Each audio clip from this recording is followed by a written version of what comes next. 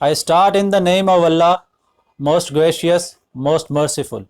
Hello, listeners and dear students. I hope you are enjoying good health. Today, again, a very important topic: what is accent? In last video, I told you what is pronunciation. Actually, these all things are interrelated. पिछली video में मैंने आपको बताया था कि pronunciation क्या होता है। आज की वीडियो में आपको बताऊंगा कि एक्सेंट क्या होता है। एक्चुअली ये सारी चीज़ें एक दूसरे से इंटर रिलेटेड हैं और ये सारी चीज़ें मिलकर हमारा एक्सेंट बनाती हैं, हमारी प्रोनाउंसिएशन को इम्प्रूव करती हैं। तो पिछला जो हमारा लेक्चर था उसमें मैंने आपको बताया था कि प्रोनाउंसिएशन क्या होती है। एक्चुअली जो एक्सेंट है ये इलाके के लिहाज से होता है। It depends on culture, it depends on tribe and it depends on religion and region. Pakistan में अगर हम नोट करें तो बहुत से डायलेक्ट्स हैं। उर्दू ज़बान के भी बहुत से डायलेक्ट्स हैं, बहुत से एक्सेंट हैं।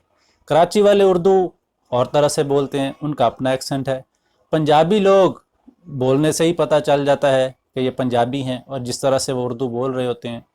इसके साथ साथ जो पठान लोग हैं, जब वो उर्दू बोलते हैं तो हम बड़ी आसानी से उनको पहचान जाते हैं कि ये पठान है। ये क्या फ़र्क है? ये उनका एक्सेंट होता है। ये ड्यू टू उनका रीजन है, ड्यू टू उनका ओरल कैविटी है, माउथ कैविटी है, ड्यू टू उनका कल्चर है। और जो एक्सेंट हम जो सीखते हैं वो डिपेंड करता है हमारे कल्चर पे। बचपन से ही हम कोई भी लैंग्वेज अगर सीखते हैं, सुनते हैं, तो वो सुनने से आ जाती है। हमने अपने बड़ों से, अपने पेरेंट्स से, अपने टीचर से डिफरेंट लैंग्वेजेस सुनी और फिर उनको एक्वायर किया और इस तरह से हम लैंग्वेज सीखते गए।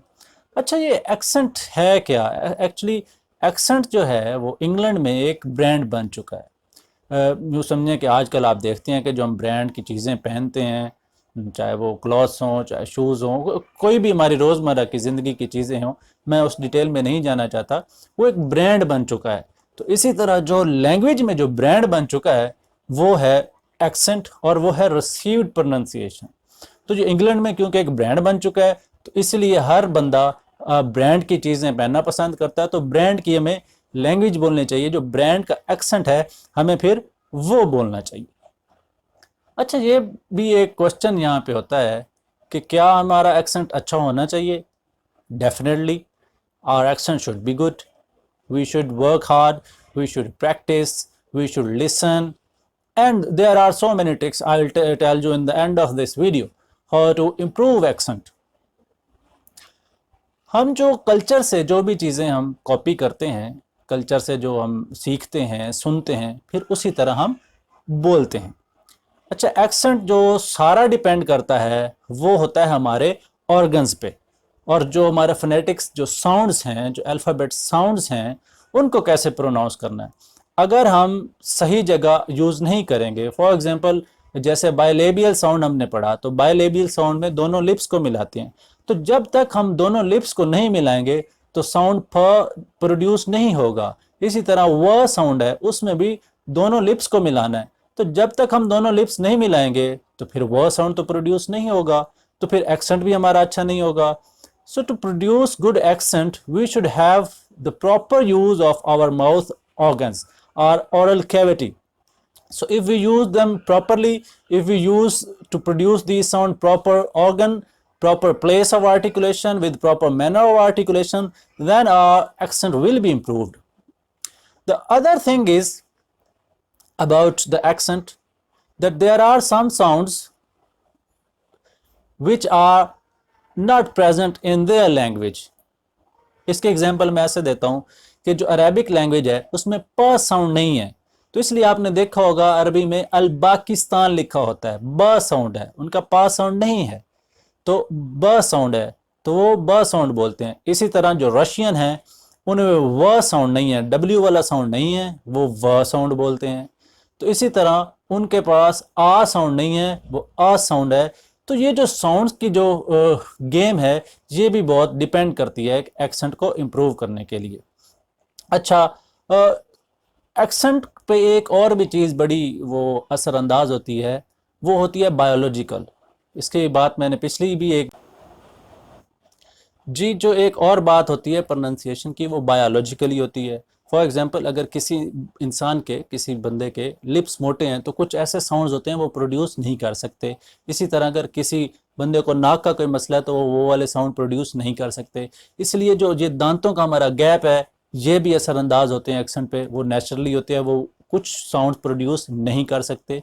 अच्छा, उम्र का भी फ़र्क पड़ता है कि हो सकता है किसी बंदे ने जो सेकंड लैंग्वेज है, फॉर एग्जांपल इंग्लिश है, वो 30 साल की उम्र में सीखना पसंद शुरू की हो, तो उसका एक्सेंट बिल वैसा नहीं होगा जैसा कि अगर कोई बच्चा स्कूल गोइंग से ही इंग्लिश सीख रहा है तो उसका एक्सेंट वैसा नहीं होगा।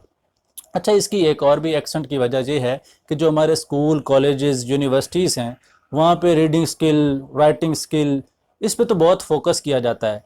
लेकिन स्पेशली जो फोनेटिक साउंड्स हैं या जो फोनोलॉजी की जो स्टडी है, वो नहीं करवाई जाती। इसलिए एक्सेंट हमारा सही नहीं होता। तो अगर आप ये साउंड्स, आप मेरा ये पूरा कोर्स फोनेटिक साउंड्स का देख लें तो इंशाल्लाह आपका प्रोनाउंसिएशन, आपका एक्सेंट, ये हर चीज़ आपकी दुरुस्त होती जाएगी। अच्छा, यहाँ पे एक बहुत बड़ा सवाल है कि क्या हमारी प्रोनाउंसिएशन अच्छी होनी चाहिए। So my question is to you people, yes, obviously my answer is yes, but you should think your answer and then work on that. You can work hard, you can practice, you can listen radio, television, but I suggest before listening radio and television you should read a good book of phonetics. अच्छा, RP pronunciation की बार बार बात की जाती है। RP pronunciation क्या है? Actually आज से कोई 100 साल पहले, एक सेंचुरी पहले, 1920 में बीबीसी ने सबसे पहले ये स्टार्ट किया था कि उन्होंने रिसीव्ड प्रोनाउंसिएशन को एक्वायर किया, क्योंकि ये सदर्न इंग्लिश की का एक्सेंट था। और किसी ने पूछा उनसे, डायरेक्टर साहब से, कि जी आपने ये रिसीव्ड प्रोनाउंसिएशन क्यों इस्तेमाल किया? तो उन्होंने कहा कि मैं इंग्लिश लैंग्वेज का रेडियो पर मजाक नहीं बनाना चाहता था, इसलिए मैंने अच्छा एक्सेंट एक्वायर किया। और वो तब से लेके आज तक बहुत सी वेरिएशंस के साथ अब रिसीव्ड प्रोनाउंसिएशन बहुत ज़्यादा आगे तक पहुंच चुकी है।